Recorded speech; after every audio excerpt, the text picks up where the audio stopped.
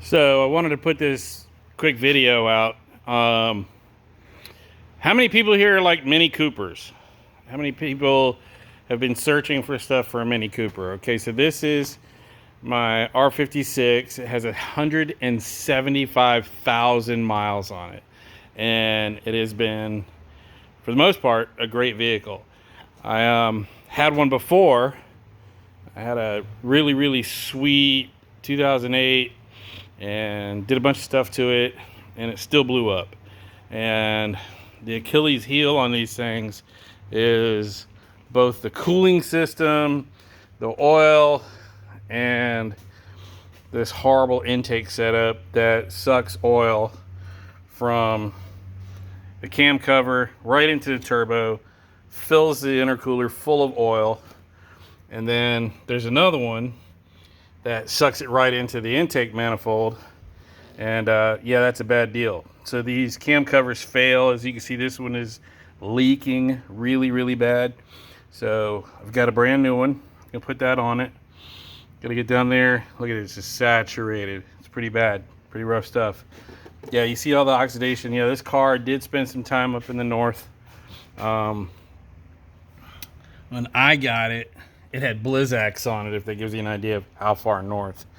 My last one died and failed because the cap here, the coolant cap, literally failed, and that was what led to the first engine build.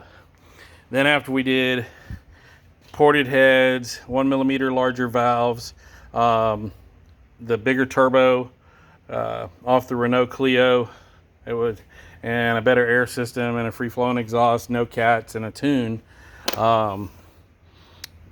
It ran like a raped ape.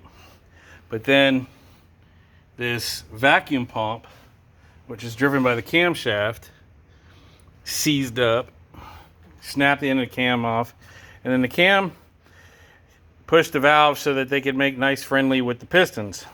Destroyed the second motor. At that time, I was like, okay, I'm done with Mini Coopers, because I had spent a bunch of money building the motor and making it right. So this one, right now, I'm just trying to get it to live. And then I'm gonna build the rest of the car, get the other stuff taken care of, fixed, replaced, whatnot, kind of polish up these lenses. If you're a Mini Cooper fan, fill out the comments. Tell me what it is that you want to see done to this car. I'm thinking a K-swap. Oh yeah, we'll get Brent from PFI Speed to do some cook works on this thing, but I'm thinking about a K-swap. I think a K-swap in this car, because it really doesn't matter what all you do to this engine, because I've done it before. You're still not going to make more than maybe 280, 300 horsepower, and it's just not going to live. It just won't live. I mean, a normally aspirated K24 or K20, would do that easily. It wouldn't even need a turbo, and I mean, normally aspirated NA, you could make that kind of power without even dealing with it. To fit the Honda engine in here, it's going to take some work. Clearly all this junk gets to leave, but you have to just notch the frame rails on both sides because the Honda engine is a bit wider. But yeah, leave me some comments. I mean, you can see this thing's had a little bit of rash. It's not perfect. The interior is pretty sweet. It's a little dirty, but it's got the, upscale interior a little bit. Well, I think that it's the same thing as the JCWs with the red inserts on the leather seats, heated seats, loaded out, everything. And then I'm going to change that stereo and put that Android head unit in it with the big screen, fill that up. That'll be the next electronics mod, and then put some stereo in this thing and have some fun. Delete the rear seat because God knows I never use it. And who wants a rear seat? But let me show you what I've got so far for this week's deal. Clearly got to change this out. These things are pretty spectacular when it comes to failure, and you can see it's breeze straight from in here, and it's bad. It really is. I mean, it's such a piece of junk design. There's the other inlet right there. Got some new pads for the rear. We've already done the front. Mishimoto hoses, all silicone hoses. Got all that. If you've never worked on a MINI Cooper before, save yourself a whole lot of frustration and buy this kit. And this kit here allows you to get to all the hoses and all the hose clamps and B-tool. Yeah, there it is right there. You will want that. Brand new coolant bottle with a brand new cap, OEM part. I bought air oil separator, but I don't think that I'm going to use it. This is another part that fails, and it fails big. This is a little electronic water pump that when you shut the engine down, continues to circulate coolant through the turbo. These fail all the time. And if you don't have that, well, you're pretty much screwed. And these are the coilovers. It needed shocks, but hell, for the price of buying stock shocks or even Bilstein B4s, I bought these coilovers. And I'll have some more information about those a little bit later.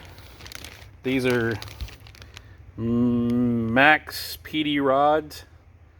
I think it was like $400 or $500 for the whole set. They're non-adjustable as far as the compression and rebound. I mean, if I was going to do something, I'd put KWs on it. But for right now, for the money, I can set the ride height, play with the camera caster a little bit, and make it right. So that's pretty much the goal. Yeah, it's a crazy-ass outboard motor. 3 liters, 340 horsepower. Sweetness. So we'll get the wheels off tomorrow. Like I said, leave a comment, and we'll go from there. And let me know what you think about this. It came with a Typhoon intake system. I'm sure some people have some bad comments about that because I'm certain that it doesn't work. All it does is make a whole lot of noise. But, you know, we'll go over that. Oh, yeah, this is that air oil separator. I built one before. This is a pretty nice little design. This little can on the bottom, it just spins right off. It's got a little dipstick to it. So it's not a bad deal, but clearly, where is it going to go? So I haven't really figured out where I'm going to mount this. I may just make a bracket and mount it right here. What do you think? Leave me a comment, and let's talk MINI. And we'll go from there. Have you ever seen an aero vault? Oh yeah. If you're going to tow anything, you got to have an aero vault. Just saying. All right, have a blessed day.